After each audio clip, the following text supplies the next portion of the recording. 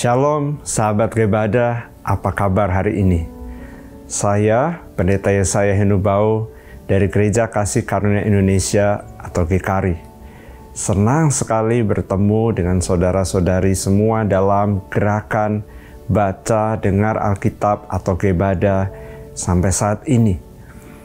Bagian yang kita akan baca hari ini adalah Kisah Para Rasul pasal 6 dan 7.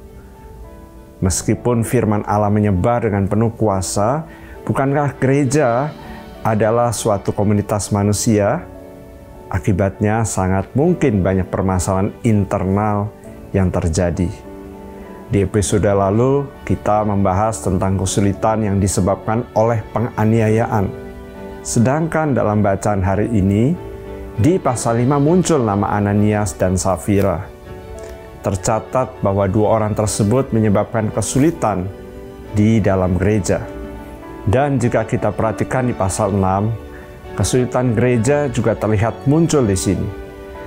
Dalam proses pembagian uang persembahan muncul konflik antara Yahudi Ibrani dan Yahudi Yunani. Nah, apa yang disebut dengan Yahudi Yunani?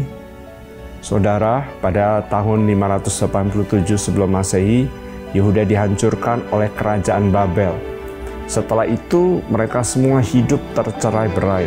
Orang-orang Yahudi menjadi diaspora, hidup di segala penjuru, serta beradaptasi dengan budaya asing. Mereka disebut dengan Yahudi Yunani karena mereka sempat bermigrasi ke budaya Yunani. Mereka datang ke Yerusalem, tinggal di sana, dan percaya kepada Yesus. Sedangkan orang-orang Ibrani adalah orang yang tetap tinggal di tanah mereka. Saat itu persembahan dibagikan di dalam gereja. Tetapi orang-orang Yahudi Yunani diasingkan dari pembagian ini. Ini merupakan pertanda konflik di dalam gereja. Inilah keterbatasan dari gereja yang terdiri dari banyak manusia. Jadi, bagaimana gereja Yerusalem menyelesaikan masalah ini? Sungguh menakjubkan. Mereka menyelesaikannya dengan sangat cerdas. Pertama, para rasul melapangkan hati mereka. Para rasul tidak memprioritaskan diri mereka sendiri, menanggalkan kepentingan pribadi dan fokus pada pelayanan firman dan doa. Tercatat bahwa mereka memilih 7 diaken untuk mengelola uang persembahan. Luar biasanya, meskipun kaum Yunani terpinggirkan saat itu, ke-7 diaken ini diangkat dari kaum Yunani.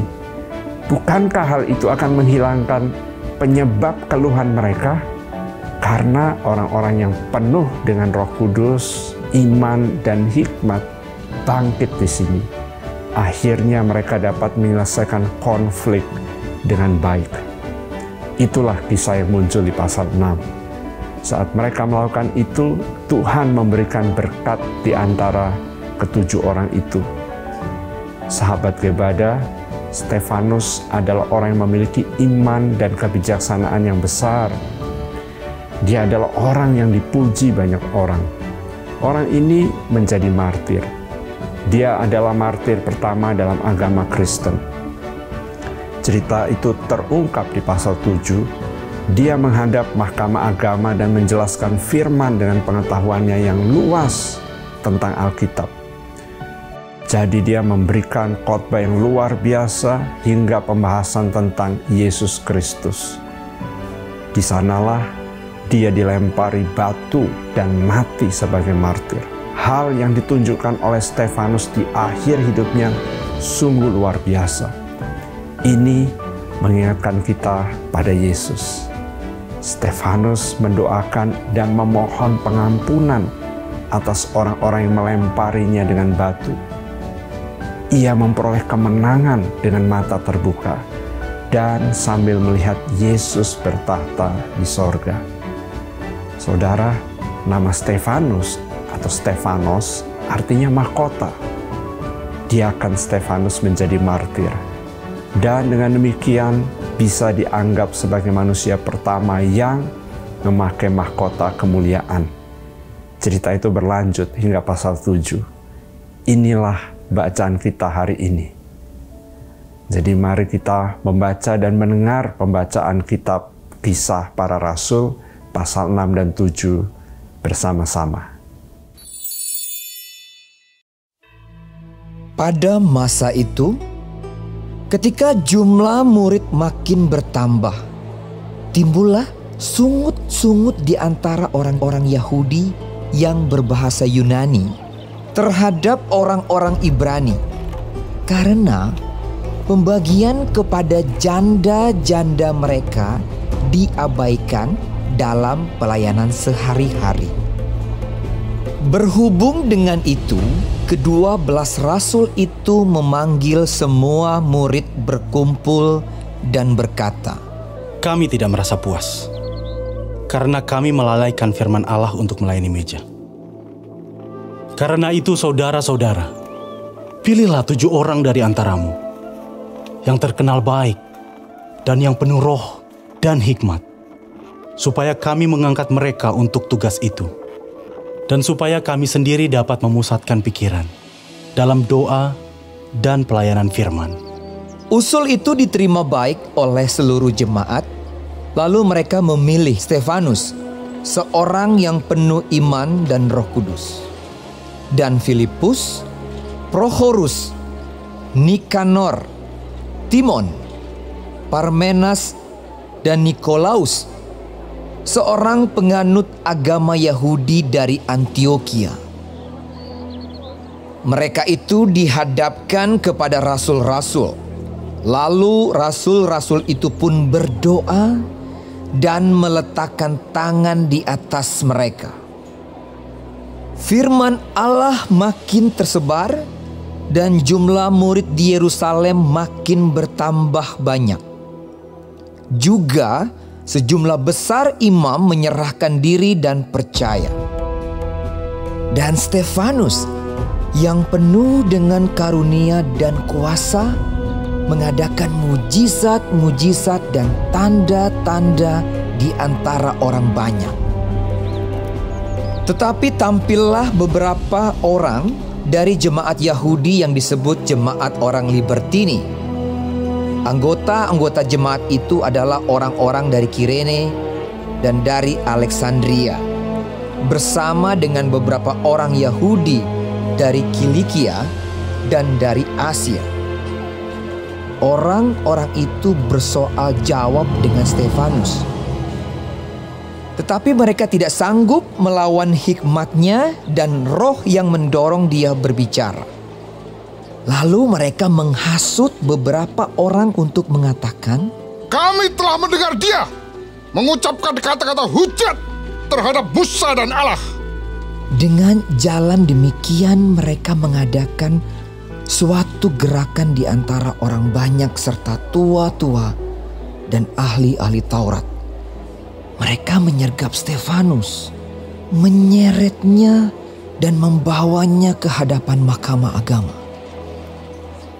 Lalu mereka memajukan saksi-saksi palsu yang berkata, "Orang ini terus-menerus mengucapkan perkataan yang menghina tempat kudus ini dan hukum Taurat.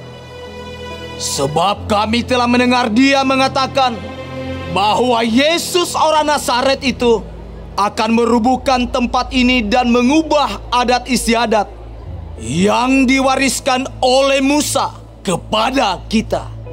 Semua orang yang duduk dalam sidang mahkamah agama itu menatap Stefanus.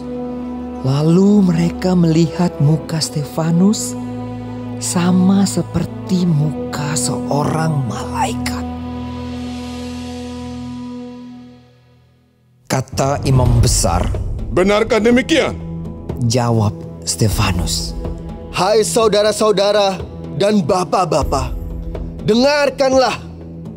Allah yang maha mulia telah menampakkan dirinya kepada bapa leluhur kita Abraham ketika ia masih di Mesopotamia sebelum ia menetap di Haran, dan berfirman kepadanya, 'Keluarlah dari negerimu dan dari sanak saudaramu dan pergilah ke negeri yang akan kutunjukkan kepadamu.'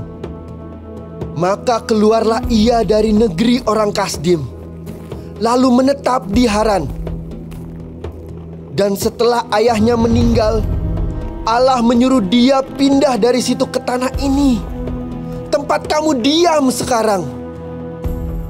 Dan di situ Allah tidak memberikan milik pusaka kepadanya, bahkan setapak tanah pun tidak. Tetapi ia berjanji akan memberikan tanah itu kepadanya, menjadi kepunyaannya dan kepunyaan keturunannya, walaupun pada waktu itu ia tidak mempunyai anak. Beginilah firman Allah, yaitu bahwa keturunannya akan menjadi pendatang di negeri asing, dan bahwa mereka akan diperbudak dan dianiaya 400 tahun lamanya. Tetapi bangsa yang akan memperbudak mereka itu akan kuhukum, firman Allah. Dan sesudah itu mereka akan keluar dari situ dan beribadah kepadaku di tempat ini. Lalu Allah memberikan kepadanya perjanjian sunat. Dan demikianlah Abraham memperanakan Ishak, lalu menyunatkannya pada hari yang ke-8. Dan Ishak memperanakan Yakub, dan Yakub memperanakan ke-12 bapa leluhur kita.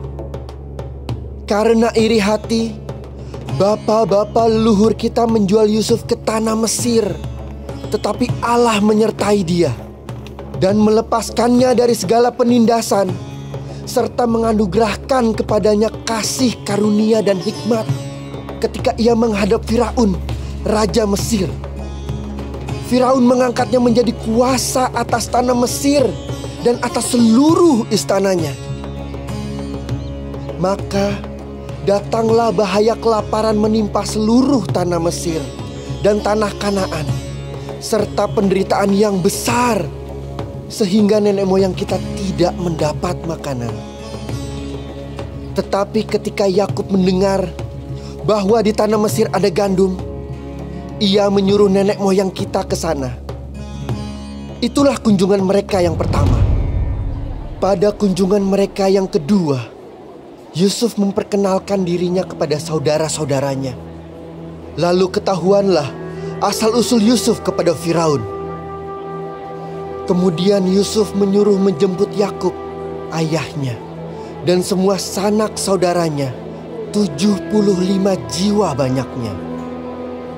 Lalu pergilah Yakub ke tanah Mesir. Di situ ia meninggal, ia dan nenek moyang kita. Mayat mereka dipindahkan ke Sikem dan diletakkan di dalam kuburan yang telah dibeli Abraham dengan sejumlah uang perak dari anak-anak Hemor di Sikem. Tetapi makin dekat genapnya janji yang diberikan Allah kepada Abraham, makin bertambah banyaklah bangsa itu di Mesir, sampai bangkit seorang raja lain memerintah tanah Mesir, seorang yang tidak mengenal Yusuf. Raja itu mempergunakan tipu daya terhadap bangsa kita dan menganiaya nenek moyang kita, serta menyuruh membuang bayi mereka, supaya bangsa kita itu jangan berkembang. Pada waktu itulah Musa lahir, dan ia elok di mata Allah. 3 bulan lamanya ia diasuh di rumah ayahnya. Lalu ia dibuang. Tetapi putri Firaun memungutnya dan menyuruh mengasuhnya seperti anaknya sendiri. Dan Musa dididik dalam segala hikmat orang Mesir, dan ia berkuasa dalam perkataan dan perbuatannya.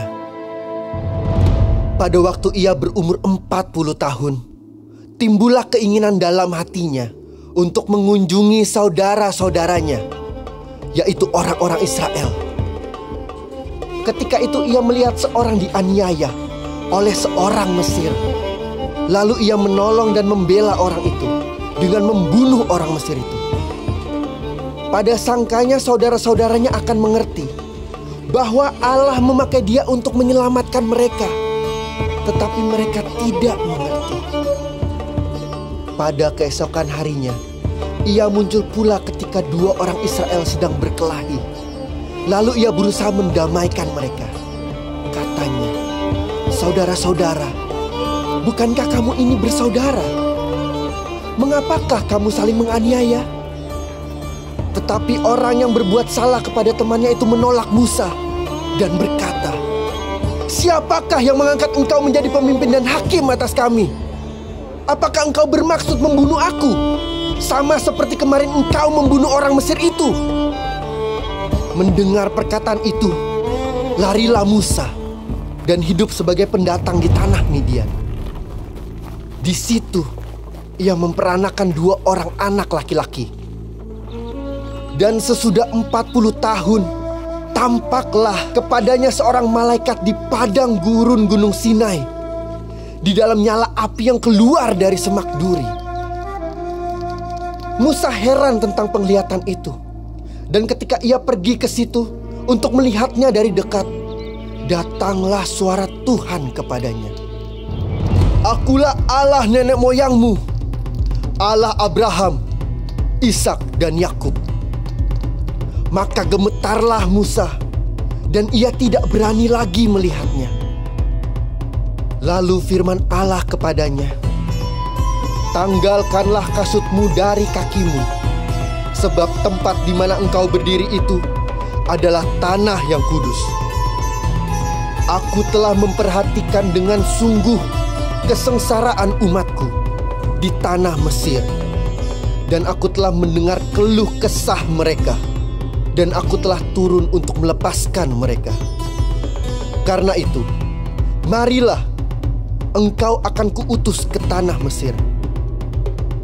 Musa ini yang telah mereka tolak dengan mengatakan, "Siapakah yang mengangkat engkau menjadi pemimpin dan hakim?" Musa ini juga telah diutus oleh Allah sebagai pemimpin dan penyelamat oleh malaikat yang telah menampakkan diri kepadanya di semak duri itu. Dialah yang membawa mereka keluar dengan mengadakan mujizat-mujizat dan tanda-tanda di tanah Mesir, di Laut Merah, dan di padang gurun 40 tahun lamanya. Musa ini pula lah yang berkata kepada orang Israel, "Seorang nabi seperti aku ini akan dibangkitkan Allah bagimu dari antara saudara-saudaramu." Musa inilah yang menjadi pengantara dalam sidang jemaah di padang gurun, di antara malaikat yang berfirman kepadanya di Gunung Sinai dan nenek moyang kita. Dan dialah yang menerima firman-firman yang hidup untuk menyampaikannya kepada kamu. Tetapi nenek moyang kita tidak mau taat kepadanya. Malahan mereka menolaknya.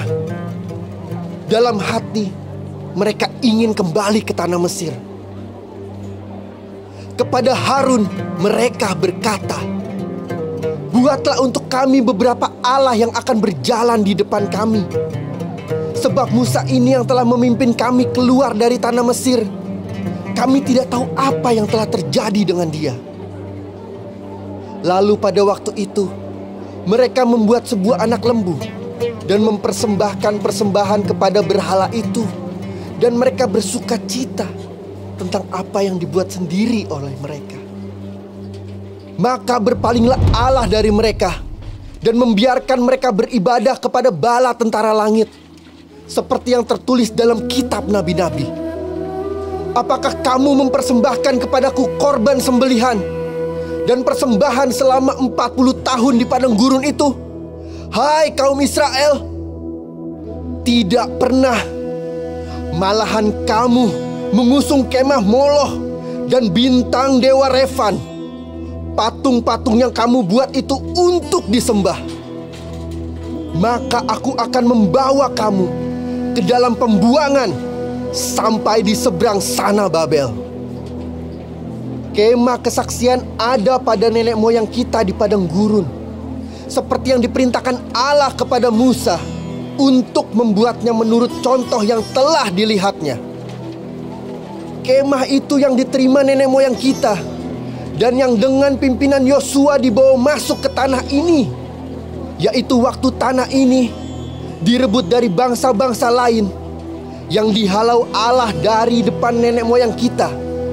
Demikianlah sampai kepada zaman Daud. Daud telah mendapat kasih karunia di hadapan Allah, dan ia memohon supaya ia diperkenankan untuk mendirikan suatu tempat kediaman bagi Allah Yakub. Tetapi Salomolah yang mendirikan sebuah rumah untuk Allah. Tetapi yang Maha Tinggi tidak diam di dalam apa yang dibuat oleh tangan manusia. Seperti yang dikatakan oleh Nabi, langit adalah tahtaku dan bumi adalah tumpuan kakiku. Rumah apakah yang akan kamu dirikan bagiku? Demikian firman Tuhan. Tempat apakah yang akan menjadi perhentianku? Bukankah tanganku sendiri yang membuat semuanya ini? Hai orang-orang yang keras kepala dan yang tidak bersunat hati dan telinga, kamu selalu menentang Roh Kudus, sama seperti nenek moyangmu, demikian juga kamu. Siapakah dari nabi-nabi yang tidak dianiaya oleh nenek moyangmu? Bahkan mereka membunuh orang-orang yang lebih dahulu memberitakan tentang kedatangan orang benar, yang sekarang telah kamu hianati dan kamu bunuh. Kamu telah menerima hukum Taurat yang disampaikan oleh malaikat-malaikat, akan tetapi kamu tidak menurutinya. Ketika anggota-anggota Mahkamah Agama itu mendengar semuanya itu, sangat tertusuk hati mereka. Maka mereka menyambutnya dengan gertakan gigi. Tetapi Stefanus yang penuh dengan Roh Kudus menatap ke langit, lalu melihat kemuliaan Allah dan Yesus berdiri di sebelah kanan Allah. Lalu katanya, sungguh aku melihat langit terbuka dan Anak Manusia berdiri di sebelah kanan Allah. Maka berteriaklah mereka, dan sambil menutup telinga serentak menyerbu dia. Mereka menyeret dia keluar kota, lalu melemparinya. Dan saksi-saksi meletakkan jubah mereka di depan kaki seorang muda yang bernama Saulus. Sedang mereka melemparinya, Stefanus berdoa. Katanya, ya Tuhan Yesus, terimalah rohku. Sambil berlutut ia berseru dengan suara nyaring, Tuhan, janganlah tanggungkan dosa ini kepada mereka. Dan dengan perkataan itu meninggallah ia.